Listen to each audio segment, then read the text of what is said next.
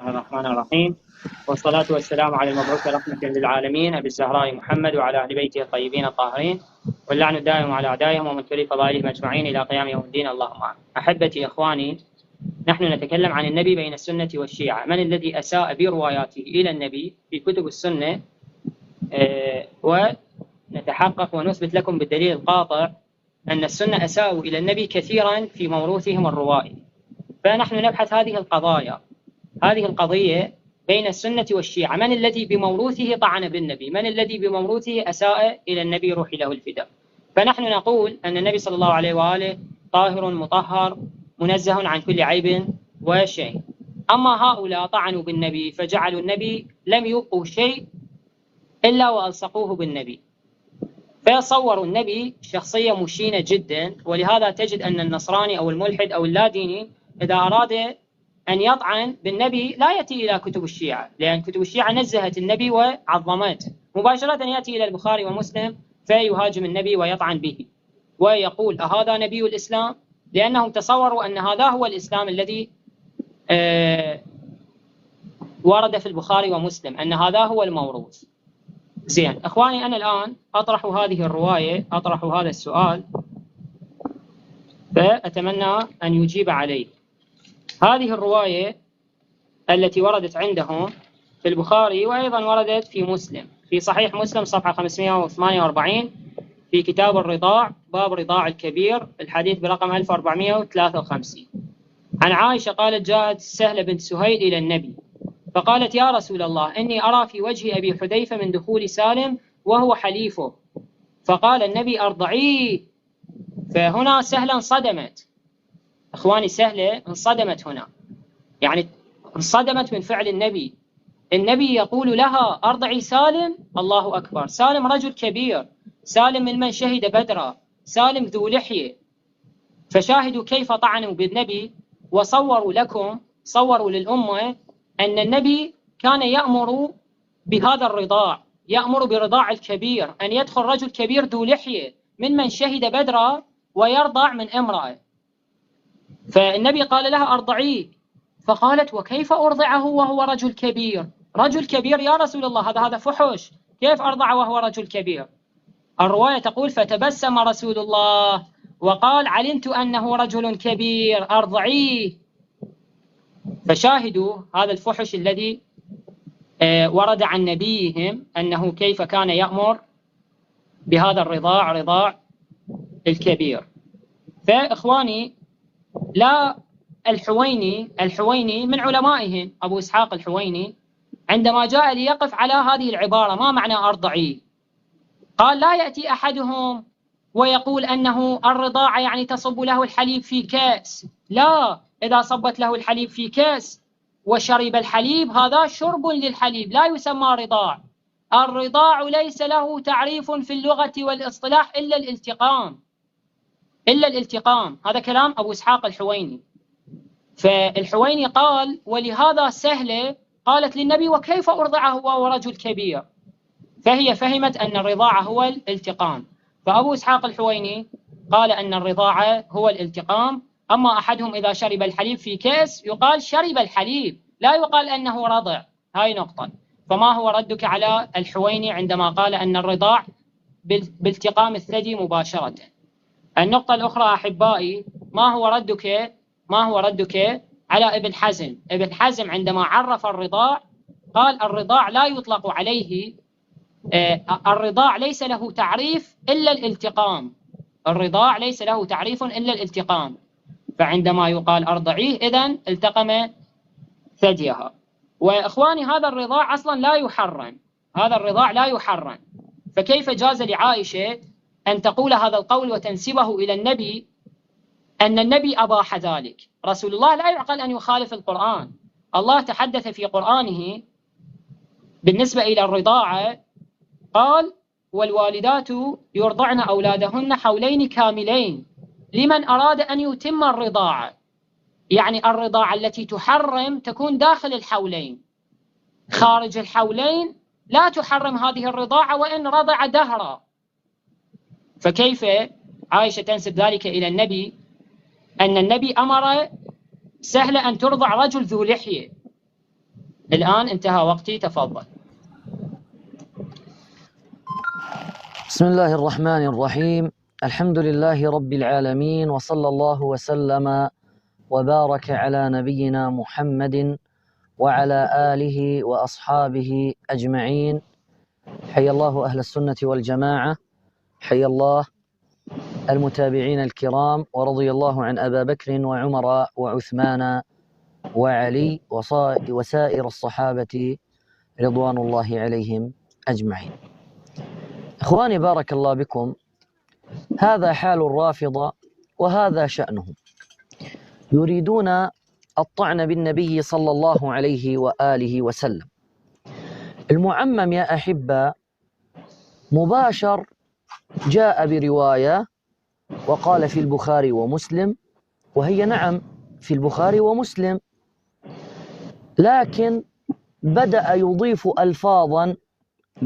ألفاظا من عند نفسه كذبا على رسول الله صلى الله عليه وآله وسلم.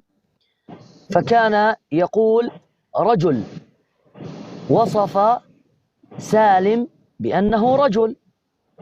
أنا أطالبه الآن أمام الناس أن يضع الحديث على الشاشة ويريني أين كلمة رجل في الحديث.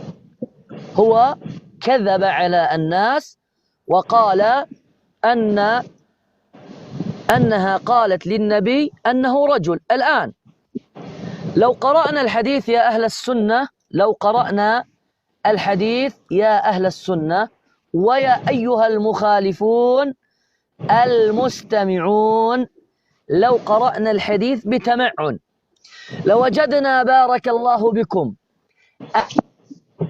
سبب تمعر وجه أبا حذيفة أن سالم ممن كان يدخل على سهيلة فكان غيرة عليها يتمعر وجهه.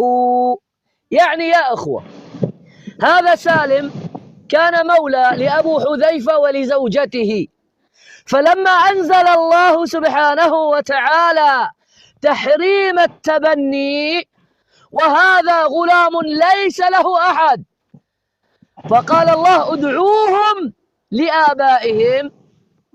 هذا الغلام أو هذا الشاب الذي كان في مقتبل أو في بداية شبابه، في ريعان الشباب في البدايات، ما له أحد، فكان يأتي ليأوي عند من ربي في بيتهم الذي هو أبو حذيفة والتي هي سهلة الآن أو سهيلة عفوا. كان في بداية الحديث أن وجه أبا حذيفة كان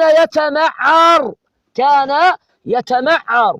فبالله عليكم، مجرد أن يتمعر وجه أبا حذيفة من دخوله الدار، فهل من باب أولى أن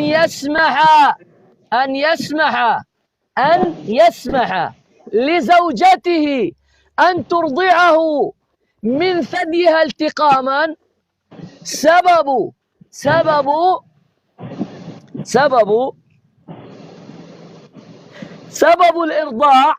سبب الإرضاع أن أبو حذيفة كان يغار على زوجه لأن هذا لم يعد ابنا لهم وأنه ليس من المحارم. فإذا كان سبب التمعر مجرد الدخول، فكيف يا أيها الأحبة يسمح لزوجته أن تلقمه الثدي؟ في طبقات ابن سعد عندنا أنها أرضعته أو أن النبي أمرها أن ترضعه، أن تحلب له في مصعد، وقال القاضي لعلها أرضعته في مصعد. لكن أيها الأحبة، لنرى من طعن في النبي صلى الله عليه وآله وسلم، ذكر عباس القمي ثقة المحدثين، وذكر ذلك في كتابه لآلي الأخبار في تواريخ تاريخ النبي والآل قال وبسند معتبر عن الصادق أن النبي صلى الله عليه وآله وسلم لما ولد بقي أياما لم يؤتى له بلبن يرضعه، فقربه أبو طالب، انظروا يا ناس، فقربه أبو طالب إلى ثدي نفسه، فأرسل الحق تعالى فيه لبنا فبقي يرضعه. أعطيني دقيقتين، فبقي أعطيني دقيقتين أكمل المسألة. أعطيني دقيقتين أكمل المسألة، ما يحق لك. أعطني دقيقتين أكمل. لا أعطني دقيقتين أكمل. ما أعطيك. أعطني دقيقتين أكمل، لا تهرب. أعطني دقيقتين. أعطني دقيقتين أكمل. أعطني. انتهى وقتك. أعطني دقيقتين يا لا، أنت خايف من الرواية. لا أنت خايف.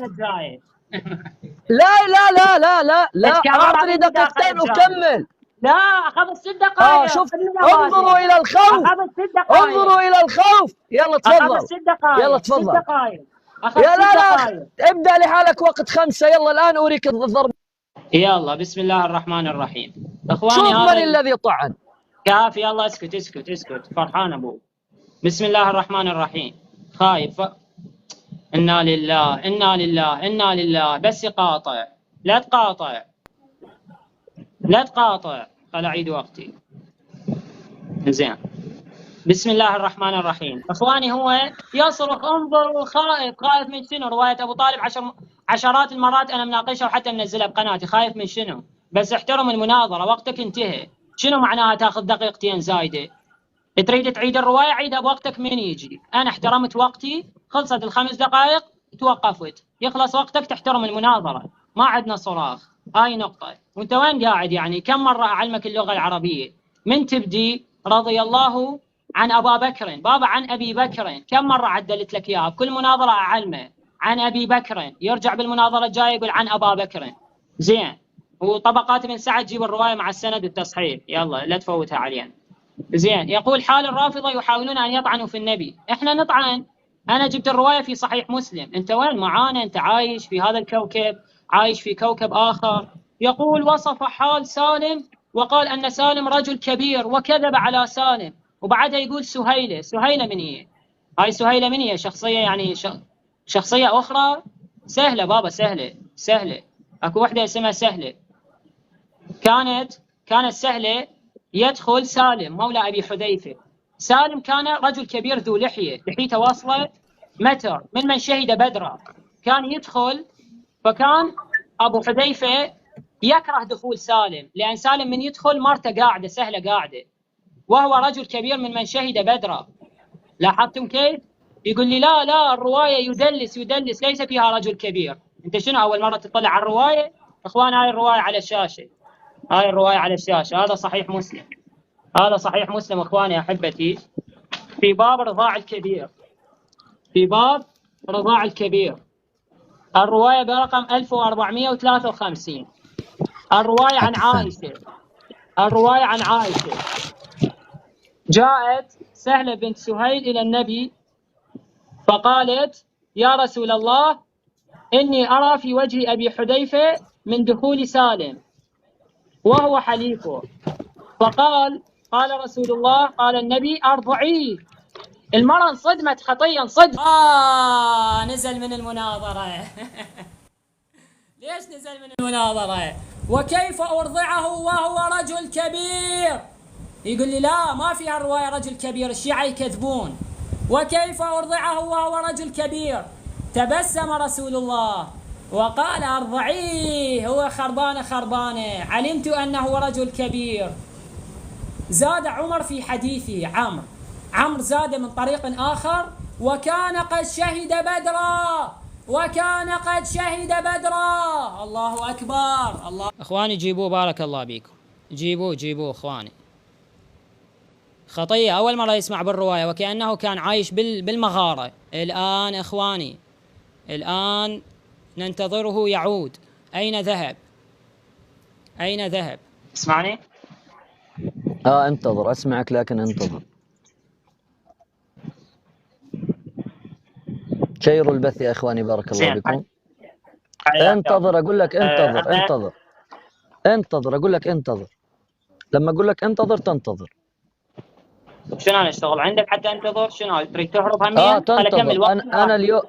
أنا اليوم انتظرتك 20 دقيقة، انتظر حتى لا يأتي أنت الناس. أنت ما أجيت. يلا كمل مداخلتك. يلا إخواني، إذن الآن الذي اتضح لكم أنه رجل كبير. هو يقول أبو طالب رضع، النبي رضع من أبو طالب، فلتأتي لنا بالسند. لا تقول لي فلان قال أنه معتبر، فلان قال كذا. لا، ائتينا بالسند. أين السند؟ اقرأ لنا السند، واقرأ لنا الرواية والمصدر، وعلى العين والرأس. ما تقرأ لنا رواية فلان قال معتبر، السند وينه حتى قال عنه معتبر؟ هاي نقطة. علما أنا هاي مناقشة هواية، بس جيب السند ما في مشكلة حتى أرد عليك. الآن أجب عن أسئلتي. رجل كبير ذو لحية من شهد بدرا، كيف النبي يقول لسهلة أرضعيه؟ كيف يقول؟ وقلت لك أن ابن حزم قال الرضاع لا يطلق إلا على الالتقام، يعني التقم ثديها. وقلت لك أن أبو إسحاق الحويني يقول أن الرضاع التقم ثديها. ما هو ردك على هؤلاء؟ رواية طبقات بن سعد أيضا جيبها بالسند والتصحيح. تفضل الجواب. طيب بسم الله، الحمد لله والصلاة والسلام على رسول الله. صوتي واضح؟ طيب أيها الأحباء، بارك الله بكم. الضيف عندما كنت في مداخلتي، وحال المناظرين إذا كان في نقطة ويريد إكمالها يطلب من المناظر الآخر وقتا إضافيا، ويأخذ المناظر الآخر نفس الوقت الذي أضيف للمناظر الأول. لكن الضيف ما عجبته الرواية، ثم يقول أن سالم من أهل بدر، أن سالم من أهل بدر، وأن لحيته متر. رأيتم هذا التدليس والكذب؟ لحيته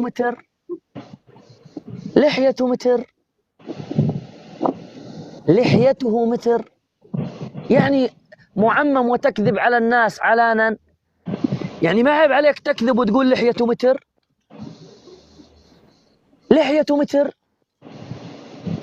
طيب، أولا قول العالم هو يأتيني الآن بأقوال علماء، وأنا لم أرجع لأقوال العلماء التي ذكرها.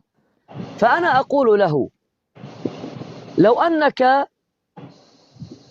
تضع لي الرواية الآن، ضع لي الرواية على الشاشة، أريد أن أقرأها أمام الناس. تفضل، ضع لي الرواية على الشاشة. عرضتها أنا. ضع الرواية على الشاشة، أريد أقرأها. ضع الرواية على الشاشة، ليش خايف؟ ضع الرواية.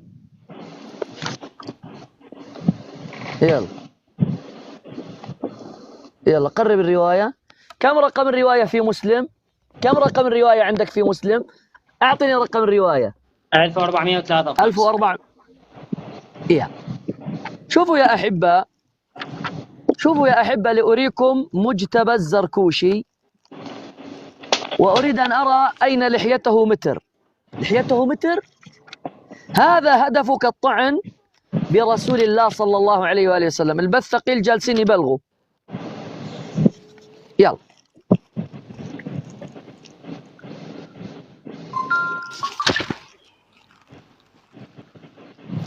ألف 1453.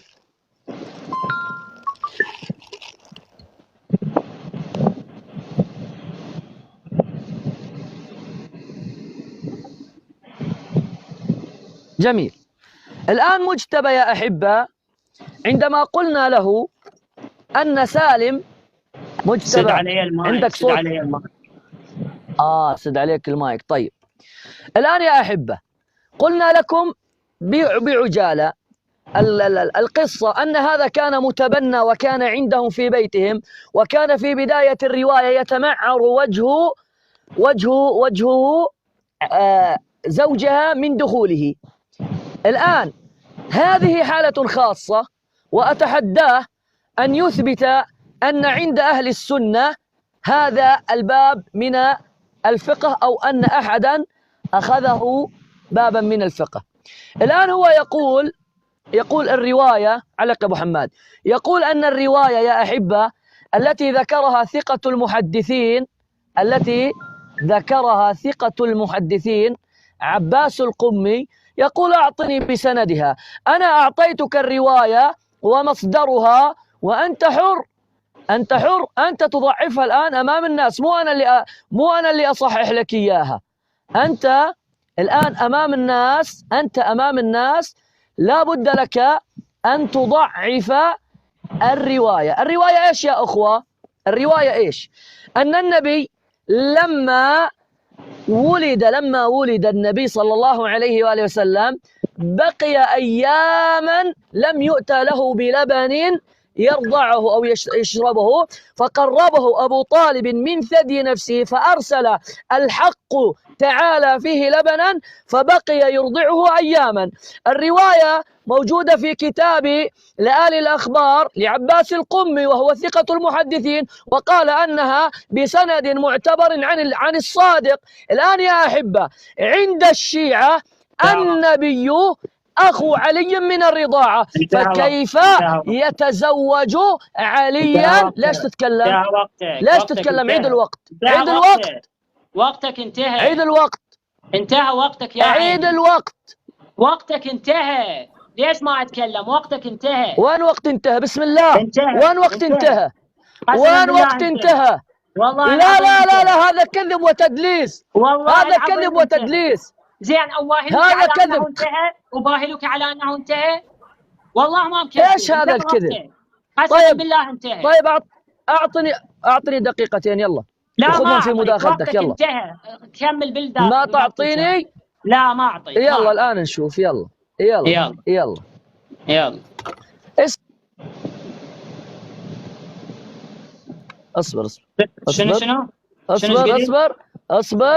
اصبر. الآن الوقت على الجولة. يلا اقبل الجولة. الوقت على الجولة هي 5 دقائق. يلا. بسم الله الرحمن الرحيم. اخواني اعزائي، يقول انه خاف من الرواية فما انطاني دقيقتين. باب المناظرة انا قاعد احترم قوانين المناظرة، 5 دقائق لك 5 دقائق لي، كل شوية اضيف لي دقيقتين. وين قاعدين؟ شنو اضيف لك دقيقتين؟ كل شوية اضيف له دقيقتين. احترم وقت المناظرة. ما تقدر تثبت ب5 دقائق تتكلم كلام إنشائي، هي دقيقتين اثبت بيها.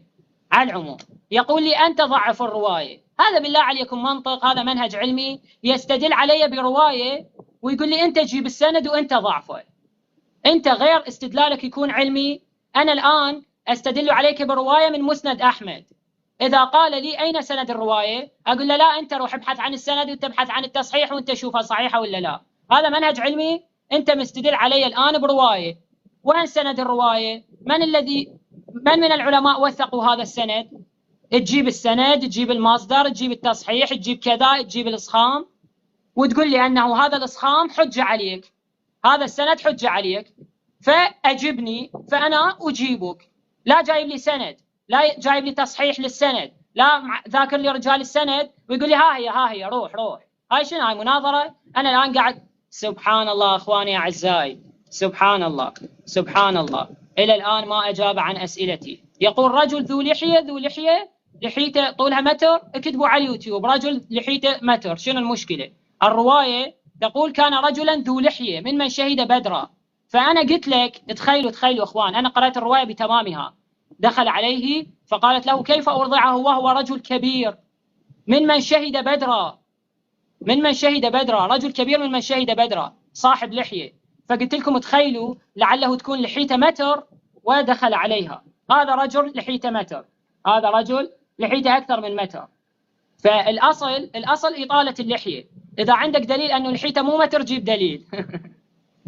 والله العظيم ليس باستطاعتكم أن تناقشوا بأبسط الأمور. ثم يقول سالم كان من أهل بدر. عفوا حذيفة من أهل بدر. هو أصلا ما يدري منو شنو القصة، شنو الوضعية، شنو السالفة، ما يدري أصلا منو هو اللي دخل منو اللي خرج. أول مرة ينصدم بهذه الروايات. الآن أسئلتي يا إخواني أعزائي. أبو إسحاق الحويني ما ردك عليه. أبو إسحاق الحويني قال أن الرضاع هو الالتقام لغة واصطلاحا، لغة واصطلاحا هو الالتقام. إذن الرواية تقول: جاء سهلة بنت سهيل إلى النبي فقالت: يا رسول الله إني أرى في وجه أبي حذيفة من دخول سالم وهو حليفه، فقال النبي: أرضعيه. أبو إسحاق الحويني من كبار علمائهم يقول: لا يطلق الرضاع إلا على الالتقام. فإذن عندما قال لها أرضعيه هي انصدمت. أبو إسحاق الحويني يقول: سهلة مسكينة سهلة انصدمت، فقالت: كيف أرضعه وهو رجل كبير؟ فتبسم رسول الله وقال له: أرضعيه، قد علمت أنه رجل كبير. وفي حديث عمرو في حديثه: وكان قد شهد بدرا. الله أكبر، رجل شهد بدرا، قال لها: دا أرضعيه، خربانة خربانة يلا. فالآن ما هو ردك على أبو إسحاق الحويني؟ يقول: الرضاع لا يطلق لا لغة ولا اصطلاحا إلا على الالتقام. ما هو ردك على ابن حزم؟ ابن حزم يقول: الرضاع هو الالتقام، الرضاع هو الالتقام. لا يجيب إلى نهاية المناظرة أو كرر الأسئلة إلى أن يجيب. الرضاع لغة واصطلاحا هو الالتقام. فحذيفة التقم ثدي سهلة بأمر من النبي، وهذا الرضاع أصلا لا يحرم كما قلنا لكم. يعني الله يقول في كتابه: والوالدات يرضعن أولادهن حولين كاملين لمن أراد أن يتم الرضاعة. فالرضاعة داخل الحولين، ما تجاوز الحولين لا يحرم. فعائشة تقول أن النبي أمر أن يرضع رجل كبير، يقول هذا حكم خاص بسالم. لا، هذا كذب. ابن تيمية يقول: الذي حالته كحالة سالم ممكن أن يدخل على رجل، يدخل على امرأة وإن كان ذو لحية ويرضع، ما في مشكلة. ابن تيمية يقول الحالة عامة لمن كان بحالة سالم، الذي حالته كحالة سالم ممكن أن يرضع ويدخل. يعني الآن الشباب الأخوة الشيعة حبايبنا أخواننا، من شخص كبير، رجل كبير ذو لحية، إذا حالته كحالة سالم ممكن يدخل على أي امرأة سنية ويرضع كما يقول ابن تيمية. فما هو ردك على ابن تيمية؟ لا تتجاوز يا مطي. ليش تقاطع؟ لا تتجاوز يا مطي. ليش تقاطع؟ لا تتجاوز. لا تتجاوز يا مطي. شوف وقتك انتهى أصلا. وقتك انتهى. وقتك انتهى، لا تكذب. وقتك انتهى. وقتك انتهى، لا تتجاوز. لا وقتك. 2000 years later. لا تهرب، لا تكذب. يلا ابدأ الوقت. يلا عيد وقتي. لا يمكن. لا اسمح لك. أنت تجاوزت. أعطيك 10 ثواني فقط. أعطيك 10 ثواني. أنت انشب. اسكت يلا. انشب أنت. أنت انشب. أنت انشب. يلا اسكت. يلا تأخذ 10 ثواني فقط. اسكت يلا. ما أعيد لك الوقت. لا يمكن أعيد لك الوقت. لا يمكن أعيد لك الوقت. 2000 years later. اخوان هذا قام يهرج، انا سديت عليه الصوت لان قام يهرج. اخوان قام يهرج بعد انا ما اسمع. اخوان شنو شروط المناظرة؟ شروط المناظرة انه مجرد يقاطعني يعاد الوقت. هو الان قاطعني، عليه ان يعيد الوقت. لاحظتم كيف؟ عليه ان يعيد الوقت 10 ثواني، ثانية واحدة. احنا شروط المناظرة اللي يقاطع يعيد الوقت، عسى ما ثانية واحدة. هذا مو ذنبي، هاي شروط المناظرة. يقول لي تجاوزت. قسما بالله العلي العظيم ما تجاوزت. هو قال حالة خاصة بسالم، قال حالة خاصة بسالم. ابن تيمية يقول حالة عامة. ابن تيمية يقول حالة عامة لمن كانت حالته كسالم.